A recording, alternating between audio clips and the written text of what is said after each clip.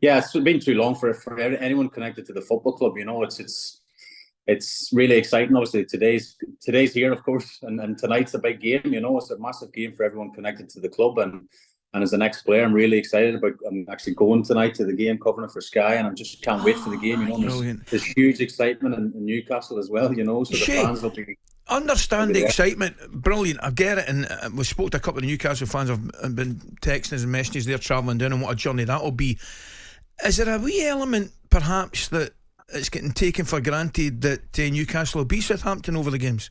Well, yeah, that's the worry. That's the only concern, because you know they beat them there this season. Obviously, it's 3-0 in the league already, and maybe some people are thinking, oh, they just got to turn up in both legs and they're through to the final. So I think that's the biggest job Eddie will have, is complacency, because a lot of the times this year that Newcastle have not been favourites in some of the bigger games, but they are favourites tonight. Of course they are, but that's a dodgy one as well. You know yourself, like in any cup competition, especially the semi-final. You can imagine the Southampton players and the staff and their fans going, well, hang on a minute, like we're in this semi-final as well. We beat Man City in the last round. We can beat Newcastle. So you just have to be super careful and everyone be professional with their jobs. And I think even a draw tonight wouldn't be the worst result now, if I'm being honest. You know, go back to St James's Park next week and hopefully get the job finished, you know. But you can't take any game for granted, especially at the semi-final stage. I want to ask you a bit about Bruno, because he limped off in that game and he was really upset, wasn't he, half-time, and he was crying and you thought, you really feared for the worst.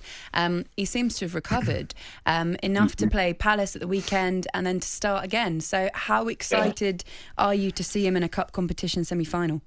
Yeah, well, I was worried, like every other Newcastle fan, I think, when he got injured. As you say, he was really upset, and he thought, "Oh, that's a bad one."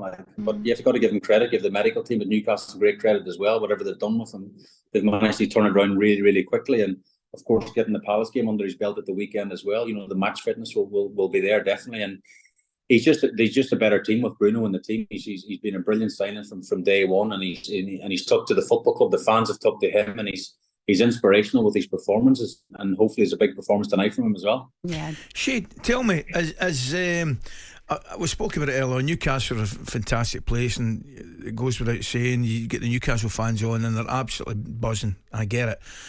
Is there a wee bit that Eddie will be wanting to calm everybody down? Because, and by that I mean, from where I'm sitting, they must be way ahead of schedule.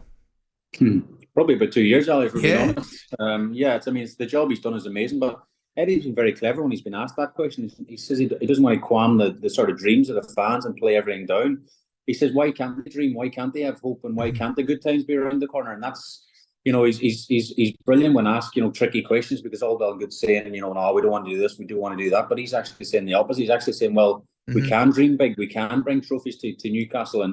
But he also, I think, said yesterday in the press conference, you know, a semi-final, you know, is not good enough. People won't remember who got to the semi-final League Cup. You know, they'll remember they get to the final and hopefully won it as well. So he's very much keeping the players' feet on the ground and very focused for the game.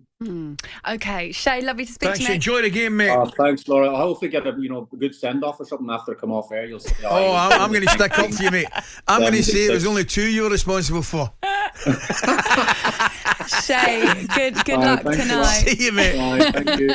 Shay Given is going to be at the game tonight, Southampton against Newcastle, an appearance in a semi-final, and the last time he did that, beaten by Manchester United 4-1, and Shay Given was in goal for that one, so hopefully tonight will be a better performance from him on the telly. I think I'm really looking forward to it, Laura. It's a great game, because Southampton will have something up their sleeves, I'm telling you. Definitely. I know they had a poor one at the poor result of the weekend. Villa. They had that, 1-0. The Ward-Prowse goal disallowed, but they've got a bit of form about them. Yes, Saints fans, we would love to hear from you as well. 03717 22 3344. How do you think you're going to fare against Newcastle? Did it against Manchester City? What's it going to be like? First leg of the Carabao Cup semi-final tonight, 8 p.m. kickoff. Southampton against Newcastle. talkSPORT Breakfast with Laura Woods, Monday to Wednesday morning 6 till 10 on AM, on DAB, via the talkSPORT app and on your smart speaker. talkSPORT.